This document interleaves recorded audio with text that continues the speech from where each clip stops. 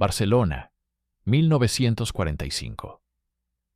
La noche sobre el Distrito Quinto, aquel laberinto de miseria que todos llamaban el barrio chino, no era oscura, sino de un gris sucio y aceitoso. El aire olía a carbón de baja calidad, a humedad del puerto y al rancio perfume de las mujeres que esperaban bajo farolas de gas que parpadeaban como ojos agonizantes. Entre el humo de los cigarrillos caldo de contrabando, dos siluetas se movían con una elegancia que no pertenecía a esas calles de adoquines rotos. Eran Elena y Clara, dos hermanas que caminaban con el mentón alto, aunque sus estómagos crujieran por la ración de pan negro de la mañana. Elena, la mayor, se detuvo frente a la taberna del Gavilán. Sus labios, pintados de un carmín intenso que destacaba en su rostro pálido, se apretaron al ver a su objetivo.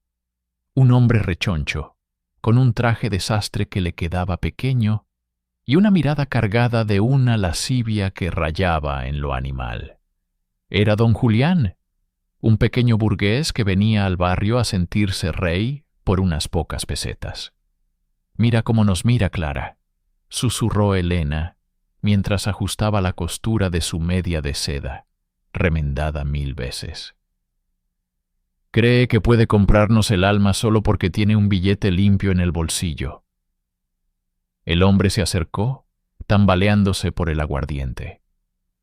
Sin mediar palabra, agarró a Clara por el brazo con una fuerza innecesaria, dejando la marca de sus dedos en la piel fina de la joven. Sus palabras fueron un escupitajo de vulgaridades y exigencias que ningún hombre debería pronunciar ante otra persona. Pero Julián cometió un error fatal. Confundió el silencio de las hermanas con sumisión. No vio el brillo gélido en los ojos de Elena, ni la forma en que Clara acariciaba el mango de la navaja de barbero que escondía en el liguero. «¿Queréis dinero, no? Pues caminad, que hoy mando yo», rugió el hombre, empujándolas hacia un callejón donde las ratas eran las únicas testigos. Al entrar en la penumbra del callejón de la cadena, el ambiente cambió. El sonido de los tranvías se volvió un eco lejano. Don Julián comenzó a desabrocharse el cinturón con una risa ronca, lanzando un insulto sobre la madre de las chicas. No tuvo tiempo de terminar la frase. En un movimiento coordinado, fruto de años de humillaciones acumuladas, Elena le propinó un rodillazo que lo dejó sin aire, mientras Clara, con una velocidad felina, le rodeaba el cuello con una cuerda de piano. El hombre intentó gritar, pero solo obtuvo un gorgoteo. Las hermanas lo arrastraron hacia el fondo del callejón, donde una vieja puerta de madera chirrió al abrirse. Allí, en un sótano que olía a moho y a justicia poética, comenzó el verdadero calvario de Julián. No lo mataron rápido. Elena quería que entendiera que su falta de respeto tenía un precio que no se pagaba con pesetas, sino con piel. Aquella noche, el barrio chino no solo se tragó a un hombre irrespetuoso, dio a luz a una leyenda de sangre que Barcelona nunca olvidaría.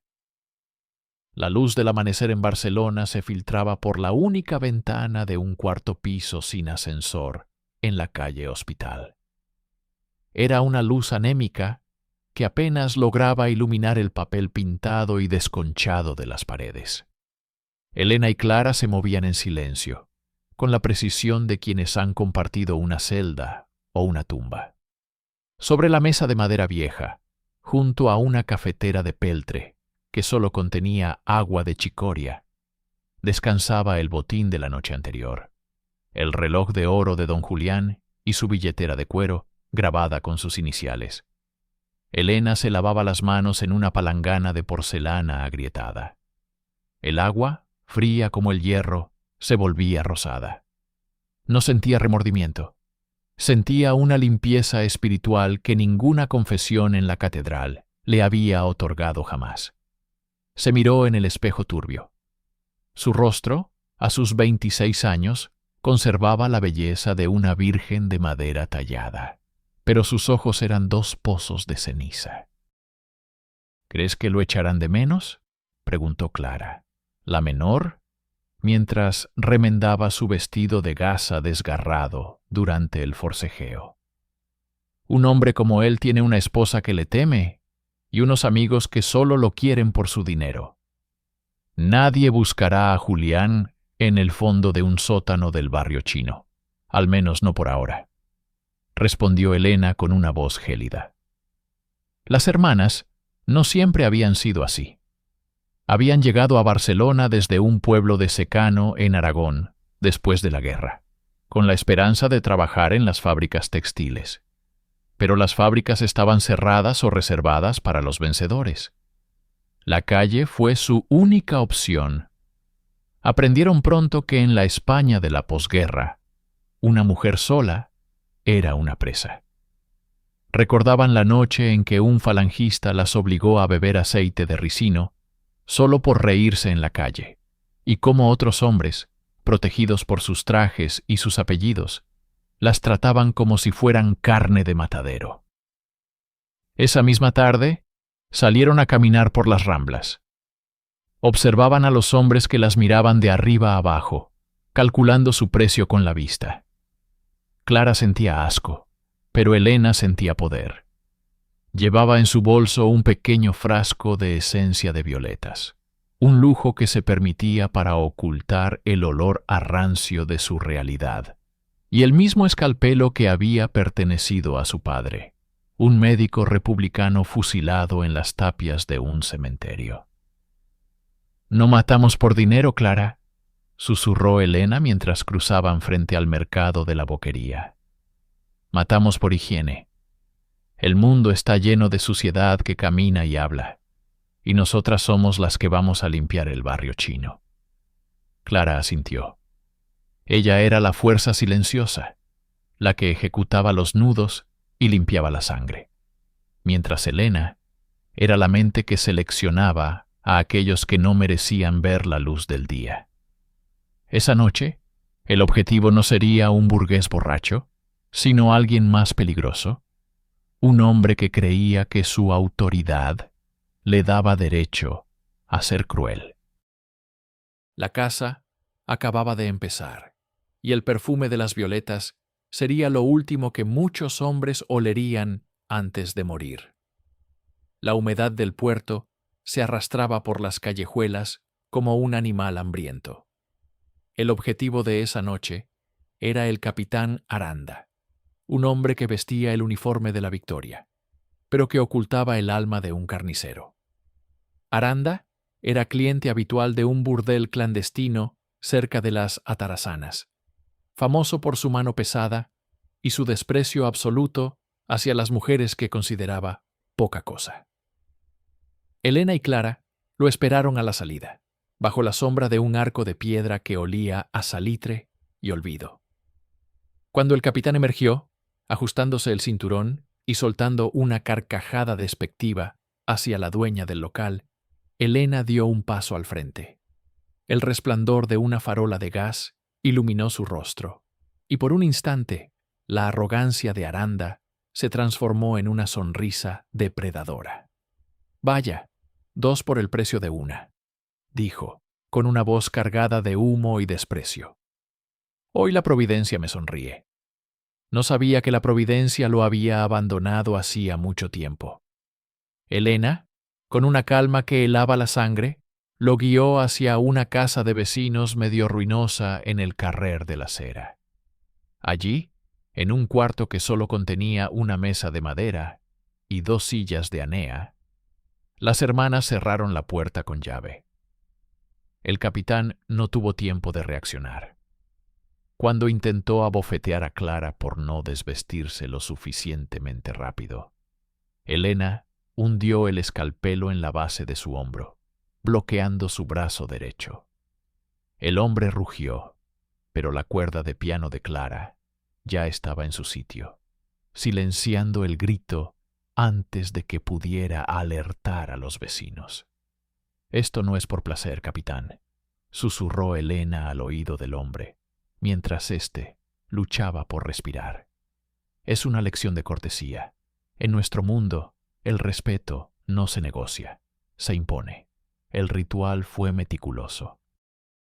No hubo gritos estruendosos, solo el sonido del metal cortando el aire y el jadeo de un hombre que, por primera vez en su vida, se sentía pequeño y vulnerable. Elena utilizó sus conocimientos de anatomía, heredados de los libros de su padre, para prolongar la agonía lo justo para que el capitán entendiera cada una de sus faltas. Antes de que el último aliento escapara de sus pulmones, Clara le arrancó una de las condecoraciones de bronce de su chaqueta. Un recordatorio de que ni los uniformes más gloriosos pueden ocultar a un hombre podrido. Al salir, el silencio de Barcelona solo fue roto por el paso lejano de un camión de la basura. Las flores de hierro habían cobrado su primera víctima oficial, y la ciudad, aunque aún no lo sabía, empezaba a purgar su propia oscuridad. La primavera de 1945 no trajo flores a las Ramblas, sino un polen de sospecha que se asentaba en las tabernas de mala muerte. Para Elena y Clara, la casa se había convertido en una rutina quirúrgica. Ya no eran solo dos mujeres sobreviviendo. Eran las arquitectas de un cementerio invisible. Sus víctimas siempre compartían el mismo perfil. Hombres que confundían su poder con el derecho a la humillación. La tercera pieza en caer fue un tratante de ganado de Vic, un hombre de manos rudas que disfrutaba apagando cigarrillos en la piel de las muchachas. Murió en un almacén de curtidos cerca del puerto, rodeado del olor a cuero y sal. La cuarta víctima fue un abogado del Estado, un tipo que citaba leyes de día y practicaba la sevicia de noche en pensiones de mala nota. Elena disfrutó especialmente con él. Utilizó su propio tintero para marcarle la frente antes de que Clara apretara la cuerda de piano por última vez. En su pequeño piso, las hermanas habían creado lo que llamaban su jardín. Bajo una de las tablas del suelo, envueltas en un paño de terciopelo que Elena había rescatado de un teatro bombardeado, descansaban sus trofeos: el reloj de don Julián, la medalla del capitán Aranda, el anillo de plata del tratante y la pluma estilográfica del abogado. Cada objeto era un recordatorio de un hombre que ya no podía hacer daño a nadie. El ambiente en el barrio chino se volvió denso. Los hombres ya no caminaban con la misma prepotencia por los callejones oscuros. Se hablaba en voz baja de las sombras de la nit, mujeres que castigaban la falta de respeto con el rigor de un verdugo. La policía, hasta entonces indiferente a las peleas de borrachos, empezó a encontrar un patrón. No eran muertes por robo, aunque faltaran carteras. Eran muertes por castigo.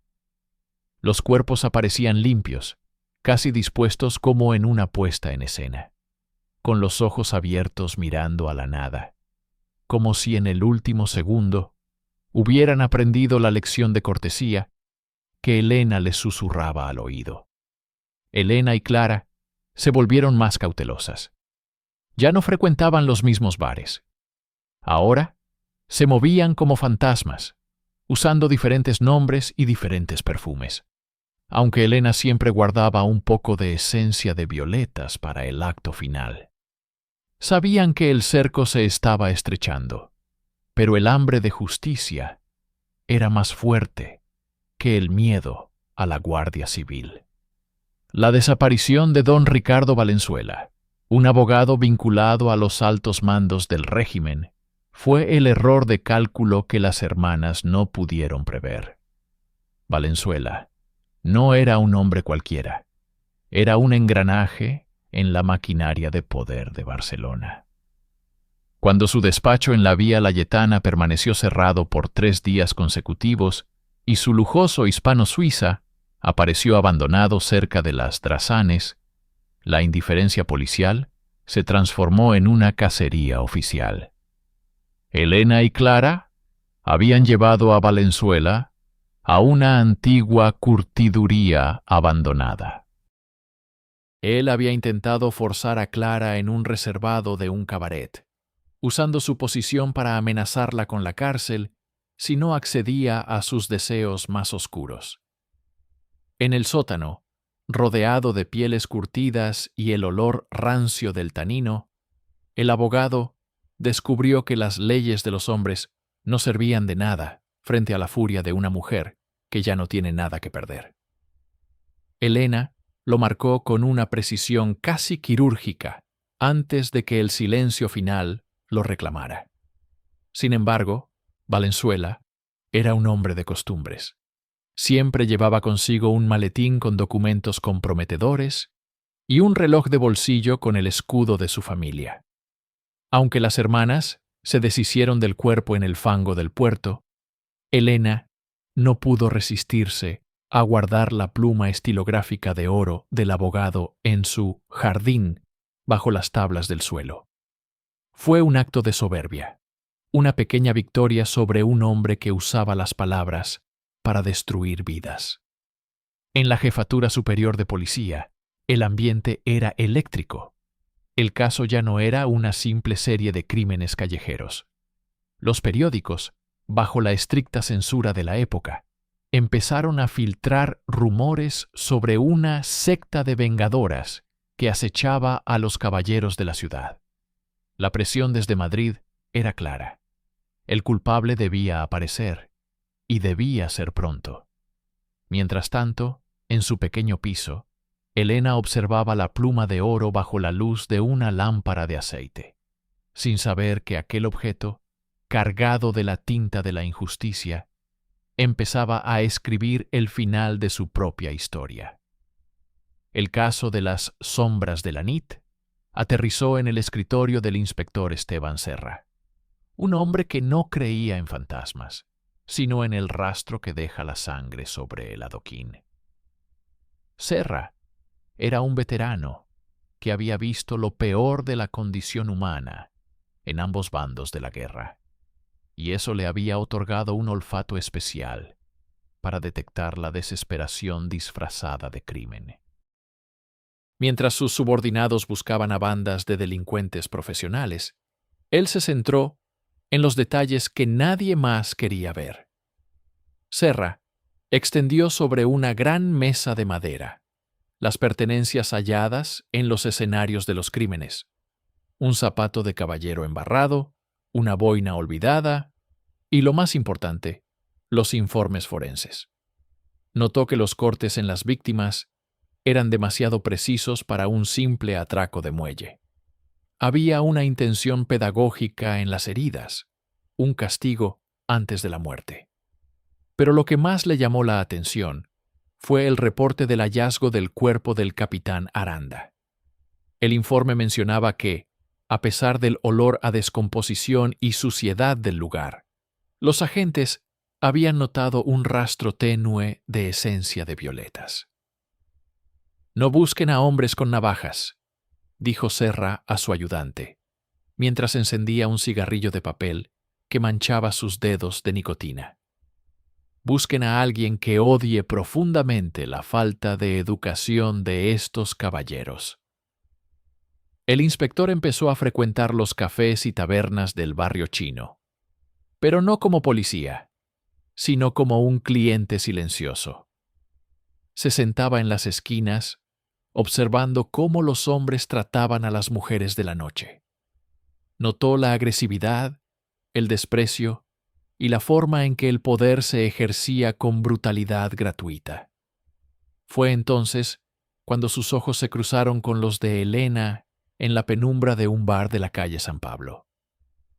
Ella no lo miró con miedo ni con deseo, sino con una indiferencia tan absoluta que Serra sintió un escalofrío.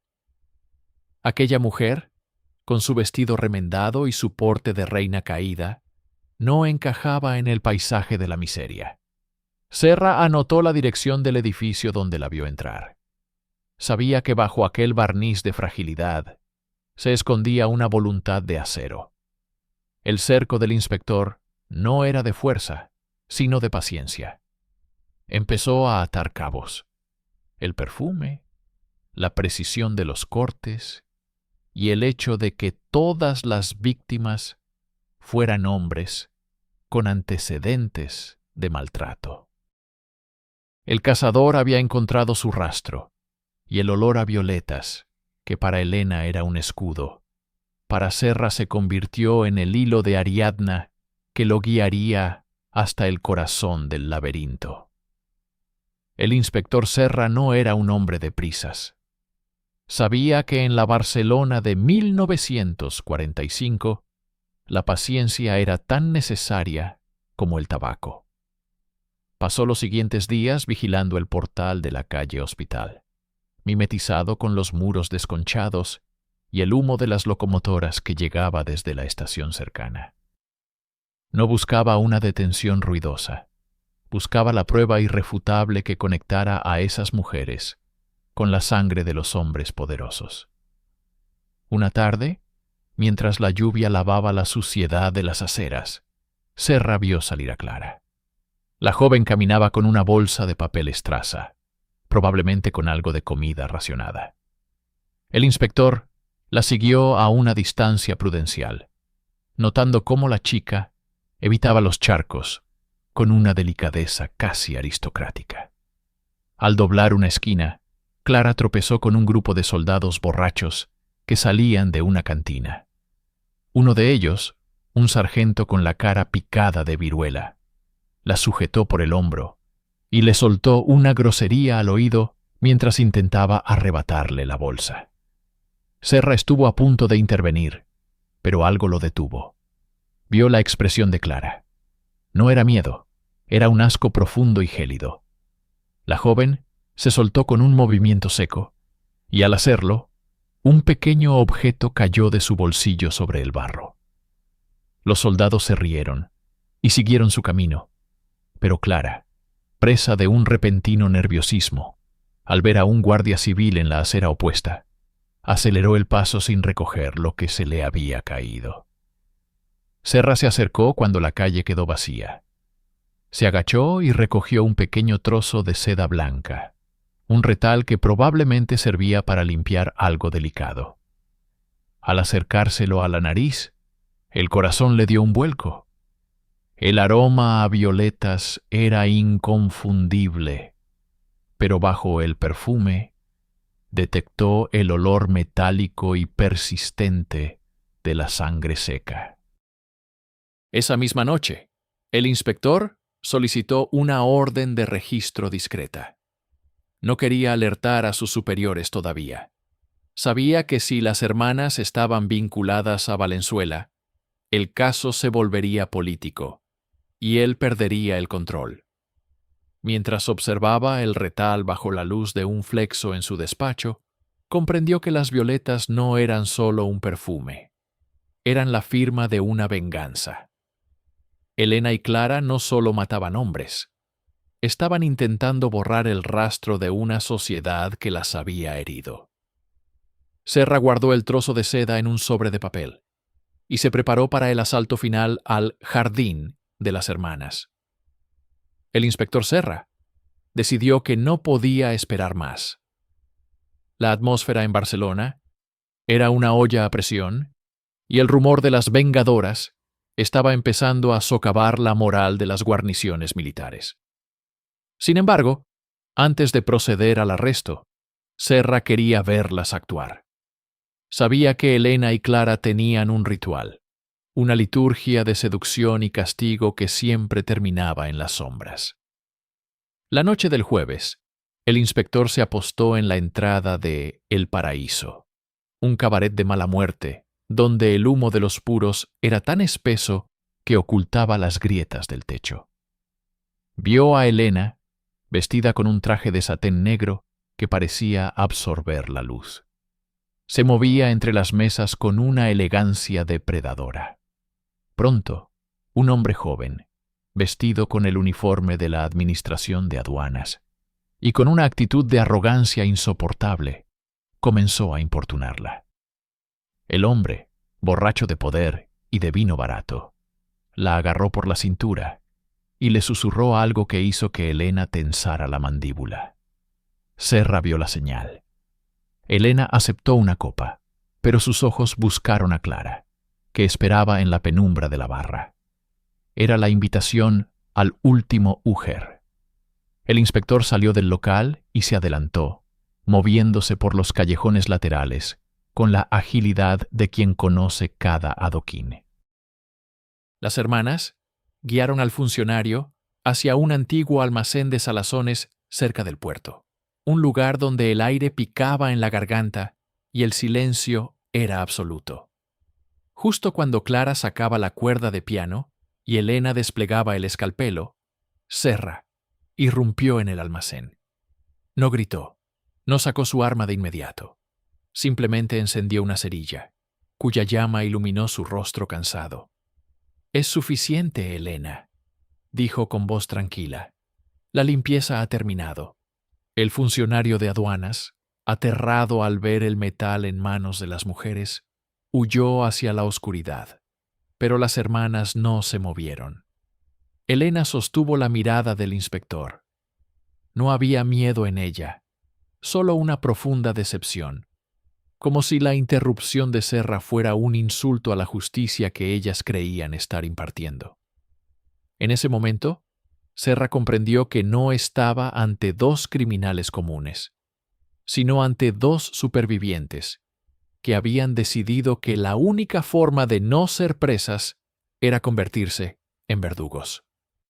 El inspector levantó su pistola, pero su mano tembló ligeramente al ver las lágrimas silenciosas de Clara. El jardín de las flores de hierro estaba a punto de ser clausurado. El registro del piso en la calle Hospital se llevó a cabo bajo una lluvia gris que parecía querer lavar los pecados de la ciudad. El inspector Serra entró en la estancia, seguido por dos agentes de la Guardia Civil. El aire dentro del cuarto era denso, impregnado de ese olor a humedad característico de los edificios viejos de Barcelona, mezclado con un rastro casi imperceptible de esencia de violetas. Elena y Clara observaban sentadas en la cama de hierro, con las manos esposadas, pero la dignidad intacta. Serra no buscaba pruebas en los cajones ni tras los cuadros. Su instinto lo llevó directamente al centro de la habitación. Con una palanqueta, levantó una de las tablas del suelo que crujió como un hueso rompiéndose. Bajo el polvo y el olvido, apareció el paño de terciopelo rojo. Al desplegarlo sobre la mesa, el horror y la lógica se unieron. Allí estaban: el reloj de oro de don Julián, la medalla de bronce del capitán Aranda, la estilográfica de oro del abogado Valenzuela y la sortija de plata del tratante de Vic. Cada objeto brillaba bajo la luz de las bombillas de bajo voltaje como una acusación silenciosa. Entre los trofeos, Serra encontró un cuaderno de tapas negras, el diario de Elena. En sus páginas, escritas con una caligrafía pulcra, no había confesiones de locura, sino un registro contable de la humillación.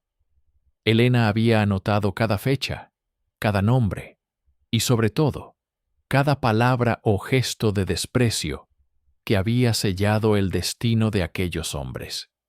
El cuaderno era la prueba definitiva de la premeditación y la frialdad de los crímenes. Los agentes se santiguaron al ver las manchas de sangre seca en los bordes de la seda blanca que envolvía el escalpelo. Las sombras de la nit ya no eran un mito del barrio chino. Eran una realidad de acero y seda que el sistema no estaba dispuesto a perdonar. El juicio contra Elena y Clara en 1946 fue un evento que sacudió los cimientos de la ciudad condal. Las autoridades, temerosas de que el móvil de los crímenes, la respuesta a la violencia machista, calara en una sociedad oprimida, celebraron las sesiones a puerta cerrada. Sin embargo, El silencio de la sala no pudo ocultar la mirada desafiante de Elena. Ante el tribunal militar, ella no pidió clemencia. Pidió que se leyeran en voz alta los nombres de sus víctimas y los actos que cometieron. El juez, un hombre de rostro pétreo, dictó la sentencia definitiva.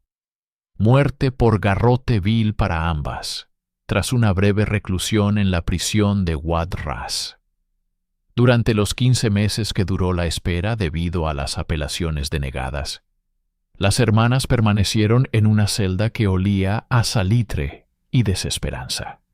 El inspector Serra las visitó una última vez. No llevaba esposas, solo un paquete de cigarrillos y un pequeño frasco que había recuperado del almacén de pruebas. Al entregárselo a Elena, el aroma a violetas llenó la estancia gris por última vez. El mundo no va a cambiar, porque hayáis limpiado unos pocos callejones, Elena, dijo Serra, con una tristeza que le pesaba en los hombros. El mundo no, inspector, respondió ella mientras se aplicaba una gota del perfume en las muñecas. Pero esos hombres sí dejaron de ensuciarlo, y eso es suficiente para nosotras. El amanecer del 14 de mayo de 1946 fue frío y neblinoso. Las hermanas fueron conducidas al patio de ejecución, mientras las campanas de las iglesias cercanas llamaban a misa. Caminaron juntas, unidas por un vínculo que ni el acero ni la muerte podían romper. Se negaron a que les vendaran los ojos. Querían ver el horizonte del mar de Barcelona por última vez. El verdugo procedió en silencio. Cuando el sol finalmente rompió la niebla, las flores de hierro ya no estaban. En el suelo del patio solo quedó el eco de una fragancia floral que, según cuentan los viejos del barrio, todavía se siente en el carrer de la Cera, cuando un hombre intenta levantar la mano contra quien no debe.